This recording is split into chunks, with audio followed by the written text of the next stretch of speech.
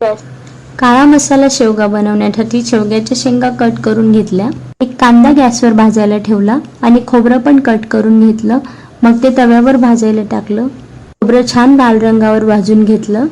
तर सगळं भाजलेलं साहित्य मिक्सरच्या भांड्यात घातलं. मिक्सरच्या भांड्यामध्ये 1 चमचा धने पावडर, चमचाभर शेंगदाणे आणि घरी बनवलेला काळा मसाला ऍड केला आणि मिक्सरला वाटून घेतलं.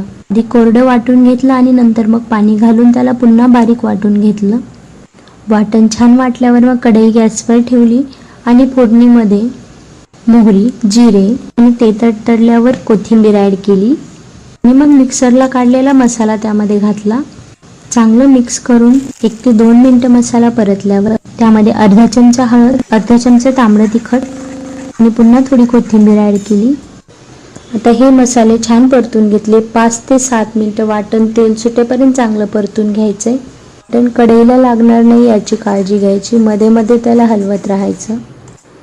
आता चांगलं वाटण परतल्यानंतर त्यामध्ये शेंगा घातल्या आणि मीठ घातलं. शेवग्याच्या शेंगा त्यामध्ये घातल्यानंतर पुन्हा बराच वेळ त्याला परतून घ्यायचं आहे. ते पुन्हा 5 ते 7 मिनिट परतून घेतलं. तो मसाला कढईला लागू द्यायचा नाही, नाहीतर मसाल्याला जळकट वास येतो.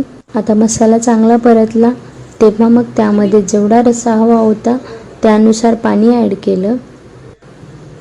त्यानंतर थोडी कोथिंबीर पुन्हा वरून. मी एकदाच सगळी कोथिंबीर वापरत नाही, थोडीशीच कोथिंबीर 2-3 वेळा घालते. आता 10 ते 15 मिनिटं भाजी शिजू दिली. झाकण ठेवून गॅस बंद केला. जेव्हा जेवायचं होतं तेव्हा गरम गरम ज्वारीची भाकरी बनवली आणि मग शेवग्याच्या शेंगाचा रस्सा, ज्वारीची भाकरी वाढून घेतलं आणि सोबत लोणचं आणि काकडी घेतली. तुम्हालाही साध्या गावाकडच्या भाज्या खायला आवडतात का रेग्युलर? स्ट्रीट फूड, हॉटेलचं फूड कधीतरी ठीक वाटतं, पोट तर या जेवणानेच भरतं. या मग